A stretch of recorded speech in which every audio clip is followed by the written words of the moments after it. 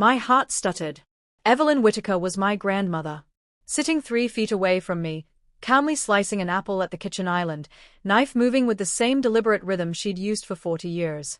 I put the call on speaker without asking permission. Grandma didn't even look up. She just kept slicing. The banker continued. The submitting party listed themselves as primary beneficiary and requested immediate asset transfer to joint accounts. We need to verify. Grandma set the knife down. Clean. Final. Margaret, she said, voice carrying the same quiet authority that once made school principals apologize on the phone. This is Evelyn Whitaker. I'm alive. I'm currently eating breakfast with my granddaughter. The person who contacted you is my son, Daniel. He does not have permission to initiate anything. Silence stretched so long I thought the line had dropped. Then Margaret, suddenly human, Mrs. Whitaker, I'm transferring you to our fraud supervisor right now. Please stay on the line. Grandma finally met my eyes.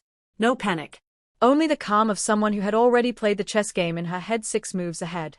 She reached into the canvas tote she'd carried in yesterday evening and placed 2 items between us. 1, a fresh manila envelope, my full name typed and then underlined by hand.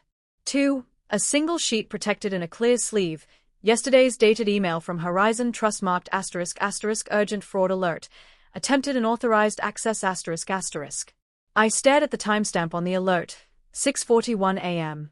24 minutes before the banker called me. Grandma tapped the envelope once. We opened this at the lawyer's office. Not before. My phone buzzed again. This time the screen said ***, Daniel Whitaker, Dad, ***. I didn't answer. Grandma did. She hit speaker without hesitation. Dad's voice exploded into the kitchen. Listen carefully. She's gone. It's done.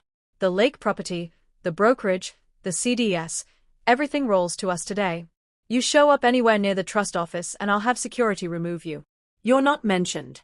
You're not welcome. Stay gone. A woman's laugh in the background. My stepmother, bright and brittle. Finally free of the little charity case. Grandma waited until the laughter peaked, then spoke 1 syllable. Daniel.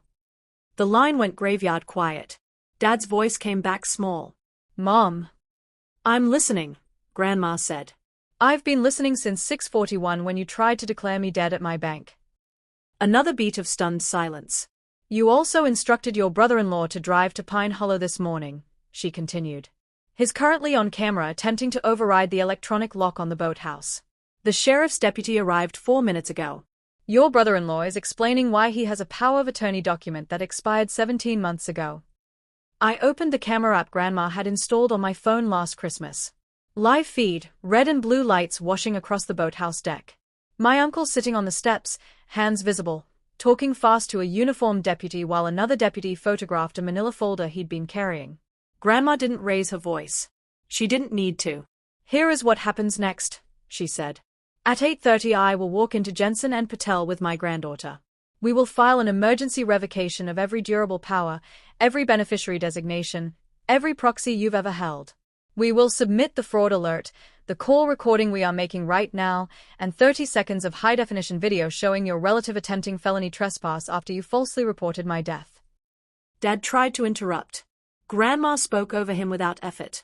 You will receive formal notice by certified mail, email, and personal service before noon. Any further attempt to access accounts, properties, or safe deposit boxes will be treated as felony financial exploitation of a vulnerable adult. The district attorney has already been emailed the preliminary packet. My stepmother's voice, shrill now. You can't do this. You're confused. You said yourself last month you were forgetting things. Grandma's answer was almost gentle. I said I sometimes forget where I put my reading glasses. I never said I forgot who my son really is. She ended the call. We drove in silence to the attorney's office. The envelope stayed sealed until we were seated in the conference room. When Grandma finally broke it, the document inside was 6 pages. Not a will. A trust restatement. Dated yesterday. It removed Daniel and his wife as successor trustees and beneficiaries on every instrument. It named an independent corporate fiduciary. It included a specific findings clause. Due to documented attempts at premature asset distribution via fraudulent death notification and concurrent trespass, all prior designations in favor of Daniel Whitaker and spouse are hereby revoked for cause. The attorney read it twice, then looked at Grandma with something close to awe. This is ironclad. Grandma nodded once. File it electronically and hard copy. Then call the judge handling the ex parte guardianship request my son filed at 7:55. I hadn't even known about that part. The attorney pulled it up. Emergency petition. Alleging dementia, isolation, undue influence by granddaughter. Requested immediate temporary conservatorship so assets could be protected. Attached, an affidavit from my uncle swearing he'd witnessed erratic behavior last week. The same uncle currently in the back of a sheriff's cruiser. By 11:17 the judge had reviewed the audio, my father's voice proudly announcing my grandmother's death, the bank fraud alert, the trespass video, and the freshly filed trust restatement. He denied the guardianship petition in open court, ordered an investigation referral to Adult Protective Services and the DA's Economic Crimes Unit, and placed a judicial hold on every account my father had attempted to touch. We didn't need to scream. We didn't need tears or dramatic confrontations. We simply stayed alive. We stayed calm. We stayed first. And when the dust settled, my grandmother turned to me in the parking lot, handed me the keys to the lake house, and said the only 6 words that mattered. They thought they could bury us early. They were wrong.